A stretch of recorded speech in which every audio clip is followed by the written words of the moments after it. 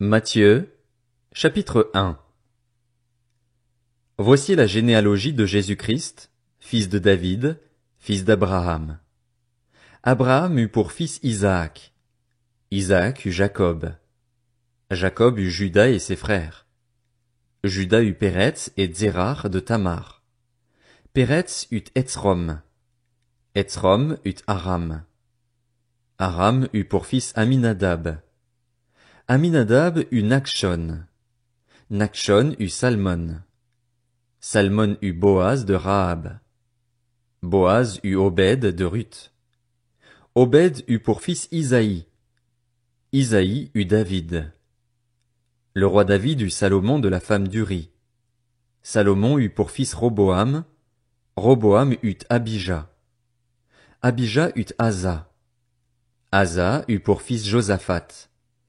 Josaphat eut Joram. Joram eut Ozias. Ozias eut pour fils Jotham. Jotham eut Akaz. Akaz eut Ézéchias. Ézéchias eut pour fils Manassé. Manassé eut Amon. Amon eut Josias. Josias eut pour descendant Jéconias et ses frères, à l'époque de la déportation à Babylone. Après la déportation à Babylone, Jéconias eut pour fils Shealtiel. Shealtiel eut Zorobabel. Zorobabel eut pour fils Abihud. Abihud eut Eliakim. Eliakim eut Azor. Azor eut pour fils Sadoc. Sadoc eut Hakim. Hakim eut Eliud. Eliud eut pour fils Éléazar. Éléazar eut Mathan. Mathan eut Jacob. Jacob eut pour fils Joseph, l'époux de Marie, de laquelle est né Jésus, qu'on appelle le Christ. Il y a donc en tout 14 générations depuis Abraham jusqu'à David, 14 générations depuis David jusqu'à la déportation à Babylone, et 14 générations depuis la déportation à Babylone jusqu'au Christ. Voici de quelle manière arriva la naissance de Jésus-Christ. Marie, sa mère, était fiancée à Joseph. Or, avant qu'ils aient habité ensemble, elle se trouva enceinte par l'action du Saint-Esprit.